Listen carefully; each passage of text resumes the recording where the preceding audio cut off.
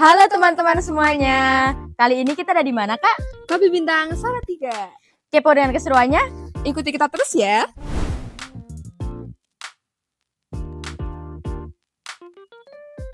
Assalamualaikum warahmatullahi wabarakatuh. Selamat pagi kawan-kawan. Kali ini kita sedang berada di Kopi Bintang Salatiga bersama Mas Bimbo, selaku owner dari Kopi Bintang Salatiga. Mungkin Mas bisa kenalin lebih dalam tentang diri Kak. ya nama saya David Bimo Santoso dan saya pemilik dari Kopi Bintang Roastery di Bendosari. Oke, Mas Bimo, awal mula Mas membangun usaha Kopi Bintang ini seperti apa? Apakah memang dari awal ini usaha Mas sendiri atau turun-temurun dari keluarga? Iya, sebenarnya saya meneruskan usaha orang tua. Jadi dulu orang tua saya sudah punya brand Kopi Bintang, tapi karena mereka masih bekerja, jadi mereka kerja di BUMN dan PNS ya. Jadi mereka nggak begitu konsen untuk mengurusi ini. Terus akhirnya baru sekitaran 15 tahun yang lalu saya lulus kuliah. Saya bingung mau kerja apa sebenarnya. Terus akhirnya saya menghidupkan kembali brand Kopi Bintang ini. Kalau dari 15 tahun itu dulu kayak kendalanya apa Mas? Kendalanya banyak nggih. Jadi bagaimana kita membuat masyarakat menjadi percaya dengan produk kita. Masyarakat percaya dengan produk lokal itu butuh waktu yang lama. Bahkan 15 tahun ini belum cukup. Jadi sekarang pun kita ya masih berusaha terus.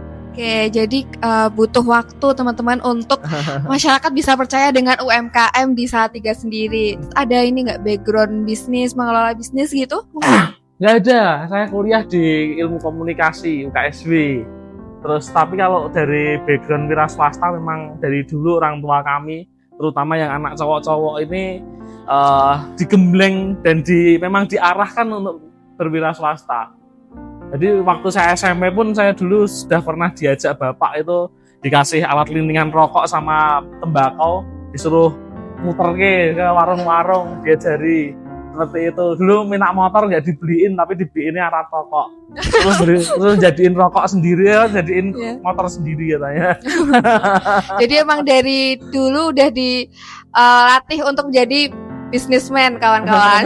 Persaingan di Salatiganya sendiri bagaimana Mas? Persaingan Salatiga seru juga. Jadi dulu kita cuman berpikir mungkin persaingan kita itu hanya dengan sesama UMKM dan sama produk lokal ya, terutama kopi. Tapi ternyata itu enggak. Jadi ya kita langsung dihadapkan persaingan dengan perusahaan-perusahaan yang gede-gede. Perusahaan yang dari luar-luar, yang perusahaan yang gede, mereka punya sales yang banyak, mereka punya strategi marketing yang keren-keren. Kita langsung dihadapkan dengan mereka. Jadi dengan itu Kopi Bintang kan mesti punya ciri khas sendiri ya Mas. Lah, kalau dari Kopi Bintang itu ciri khasnya seperti apa Mas? Iya, kalau dari Kopi Bintang ini kebetulan kita punya kebun, Mbak. Jadi kita kebun sendiri. Ya, jadi kita memang melakukan proses hulu ke hilir itu ya kita lakukan di sini. Jadi kita memang bisa secara konsistennya nggih, kita bisa lebih konsisten, terus kita bisa lebih menjaga kualitasnya. Terus dari ini Mas, kayak penjualan dari Kopi Bintang sendiri itu online atau ke offline? Iya, kita ada penjualan online, tapi kita juga ada penjualan offline. Bahkan yang lebih kenceng ya offline-nya tepan ya.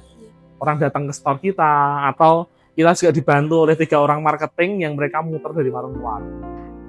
Lalu di saat pandemi nih Mas, itu kan kayak masa-masa yang emang krusial banget buat pembisnis gitu ya. Iya. Nah dari Mas sendiri mungkin ada kendala saat itu?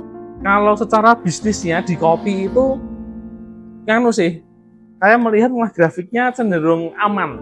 Oh malah aman Mas. Karena kan banyak orang-orang yang jaga-jaga di kampung-kampung malam kopi ya. Oh iya. Tapi pandemi itu kita juga ada satu permasalahan ya sangat krusial Mbak. Oh, apa karena itu, waktu itu kan saya belum roasting, saya nggak tahu roasting itu seperti apa, bagaimana tekniknya. Jadi dulu yang roasting itu bude saya masih dengan alat-alat tradisional. Waktu pandemi itu saya pakai wajan dari tanah liat itu, dari tembikar itu.